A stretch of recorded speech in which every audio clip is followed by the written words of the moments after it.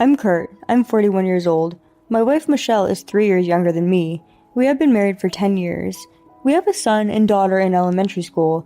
I have a run-of-the-mill white-collar job. A family of 4, living quite modestly. But one day, things took a turn. One day at work, I received a letter in the mail. It was a plain brown envelope with no sender's name written on it. I nervously opened it and discovered something unexpected inside. Inside was photos of my wife on a date with a stranger, and even photos of her entering a hotel. There was also a letter inside, which read, "I apologize for the sudden letter. To be completely straightforward, your wife is having an affair. The person she's having an affair with is your boss. I am a colleague of your wife's boss. I will reveal this information to the company next week. Your wife and her boss are even spotted entering hotels during work hours together. It's a violation of workplace rules. Demotions, or in the worst case, termination, are all possibilities. If it becomes clear that the case is a double affair, rumors will start circulating, and they may be forced to resign from the company. I'm sorry to be saying such threatening things. Can we meet as soon as possible?" The contents of the letter were so detailed, I was taken aback by the suddenness of the letter, but I don't believe it was a prank. I decided to call the number on the letter. The phone call was picked up immediately. A man answered. I told him I had seen the letter. "I apologize for the sudden of the letter. Your wife, who just also happened to be my subordinate, is having an affair. We had someone investigate at the credit agency to find your place of work. If I had sent the letter to your house, there was a chance your wife would have seen the letter, so I sent it to your office."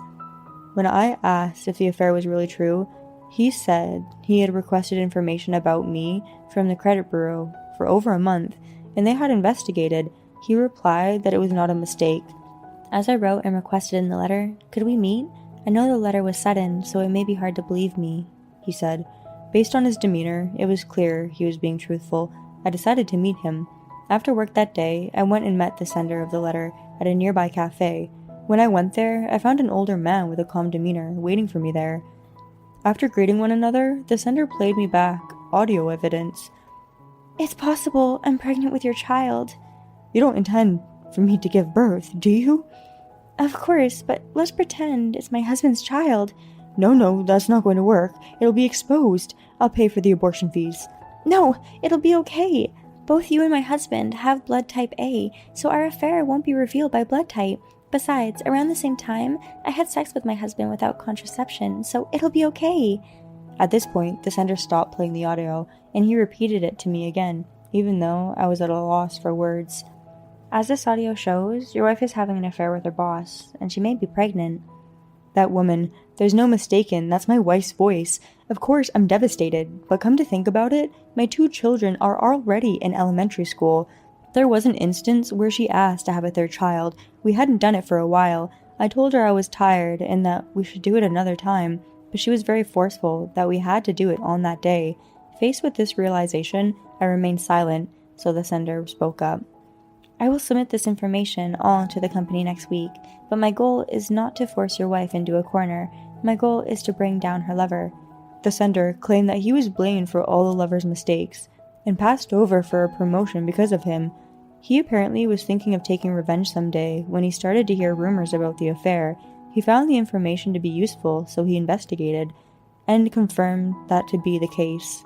He has no grudge against my wife, but it was a situation she got herself involved in, so he wants me to tell her to voluntarily resign. If she voluntarily resigns, she will receive a severance. The sender had a serious face, but if that's the case, why didn't he tell my wife directly? Instead, he's telling me about it.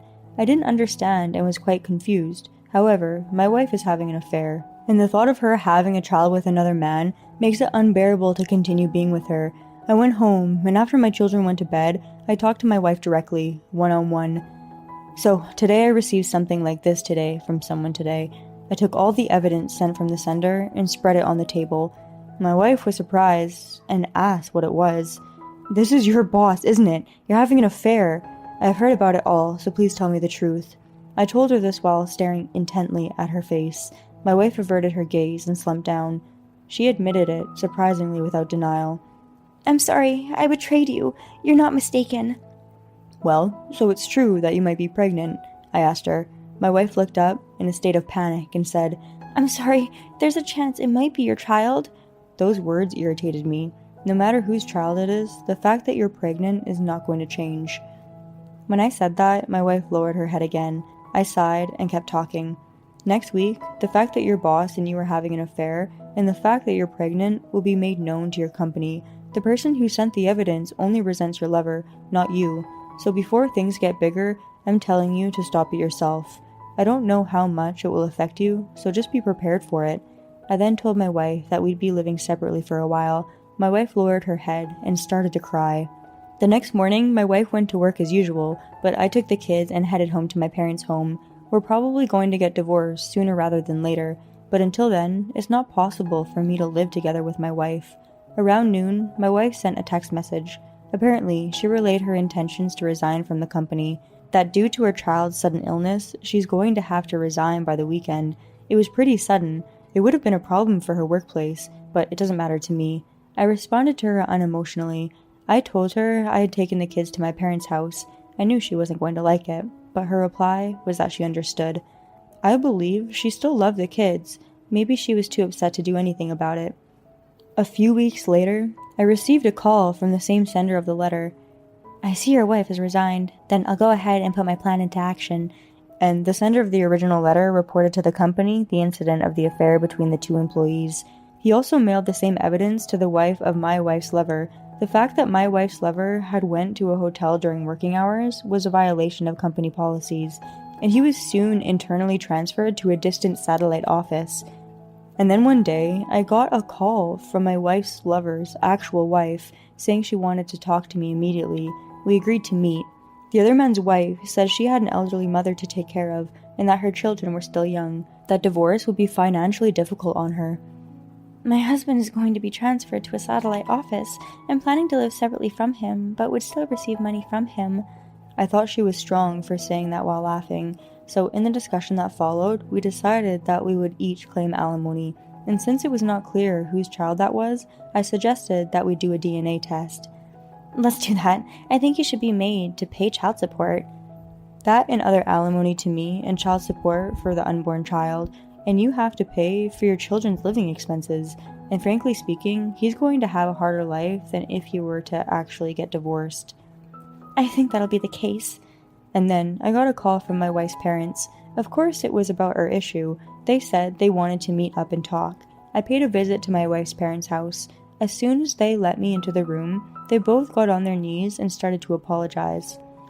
Michelle's really sorry about what happened. Of course, we know it's Michelle's fault. But being divorced and a single parent, I don't think it's good for the kids. Of course, she'll make amends, so please, can you give her a second chance? I shook my head at my father-in-law, who was pleading. I'm really sorry, but I'm not changing my mind about the divorce. Michelle cheated on me. She may be also pregnant with another man's child. Then, my father-in-law suggested that Michelle should take a DNA test before giving birth. If it's another man's child, she would get an abortion. If it's my child, she will give birth to it.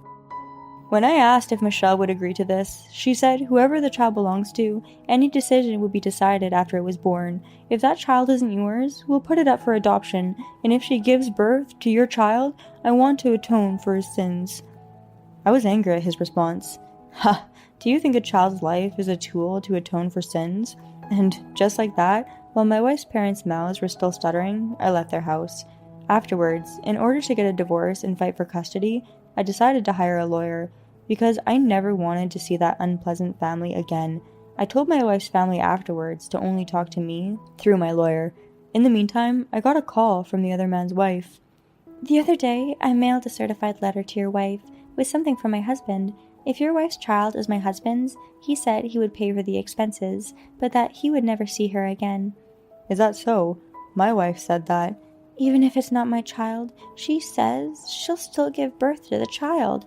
I told the other man's wife. Is that so? But my husband doesn't want to raise the child, he said. Well, if it's for their convenience, so be it. I already conveyed that I had retained a lawyer, and that we would only communicate through our lawyers from now on. When I met and talked to the other man's wife, she said she would make her husband acknowledge and pay for child support, but her son is struggling financially, so asked to not be let down. As for me, I don't care either way about that issue either way. It's better if they talk to a lawyer. In the meantime, I was getting daily emails from my wife. I ignored most of them, but I did read some of them. The content was all the same. I'm sorry. For the sake of our children, I'm sorry you're now a single parent, and I hope you'll think about it. Please reconsider. The children are in a sensitive period of their lives. I'd rather they go to their original school than have to change schools. Her messages were all one-sided and selfish, and on another day, she sent me a letter with these words. I leave it to you to decide if you want to have the child. I'm still your wife, and that wife is on the verge of giving birth to a child. Whether she will give birth to the child or not, you, the husband, should be the one to decide, and if the child's not yours, you can disown it. I'll do whatever you say. She had an affair with another man and got pregnant. Now she wants me to decide whether or not I want to have the baby or not? I really think my wife may have lost her mind. And so, I kept ignoring her emails. Suddenly, my wife came over to my parents' house. I was at work at the time when I got a call from my mother. She said my wife was trying to bring the kids home from school. I really wanted to dash home right away, but it takes a long time to get from the office to my parents' house. I called my brother, who runs a store near my parents' house, and asked him to go to my parents' house to check up on them. I explained the situation to my workplace, and I was able to leave home early. When I got home, my house was full of commotion. My mother was watching the kids in the other room. My wife was crying and yelling. My brother was holding her down. My brother wanted to call the police. I told him I'd talk to them. My wife was making a ruckus, but then she calmed down. She was sitting on the couch, slumping her head. Please go home. The kids don't want to live with you. My wife looked up and glared at me. But I'm their mother. Children shouldn't be without their mother. From then on, no matter how many times I told her, she would say the same things over and over. We were going nowhere, so I called my wife's parents to come and pick her up. But these were her parents after all. For my daughter's sake, will you please temporarily return the children? We'll take good care of Michelle. Please, children really don't want to live without their mother. I don't want to say anything more. I'm overwhelmed because my head hurts. I understand the feelings of wanting to protect her because she's my daughter. I contacted you because I want you to take my wife away. It seems to have the opposite effect. Then, my father, who was in the fact room, came out.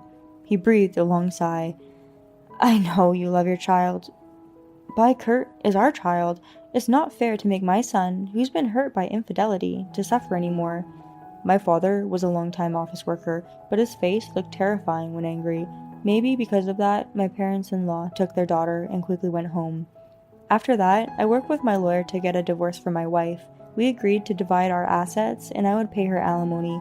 We also agreed on separate child support payments, and that she would be able to see the children once a month. At a location designated by me, we reached a settlement. After that, I claimed a $45,000 settlement for my wife's lover, to be paid in one lump sum. Later, my wife did a DNA test and confirmed that her lover was indeed the father. Her parents were apparently willing to accept the situation, and my ex-wife was willing to have the baby. My ex-wife was even willing to go to her lover's new workplace. However, in the end, it seems like she had a miscarriage. Thinking about the innocent child made my heart ache, but it was no longer my concern as we were divorced. After that, I ended up meeting again with the person who had sent the original letter. The sender, apparently after my wife's lover got fired, took over his position at the company. Thank you for your help. It's just a small token, he said as he handed me an envelope. I pushed the envelope back without looking inside. Perhaps you feel guilty, but I don't want this money. I've already received alimony, and I think it's better than continuing to be deceived. He seemed a little relieved by my words and smiled. He mentioned that the other guy was having a hard time at his new workplace. Serves him right, I thought. I know it's been a tough time for you too, Kurt. I hope you'll be happy. With that being said, I told him thank you and left. It was trying times caused by my ex-wife, but it seems to have settled down now. Regarding my children, the divorce caused them such stress. For that, I'm sorry. But my parents and my brother's family are nearby, and my children seem happy about that. They've also settled in well at their new school, even though changing environments can be stressful. From here on out, I will pour my love in raising them up well. Thanks for listening. We hope you enjoyed this episode. We look forward to seeing you again soon. Please subscribe to our channel.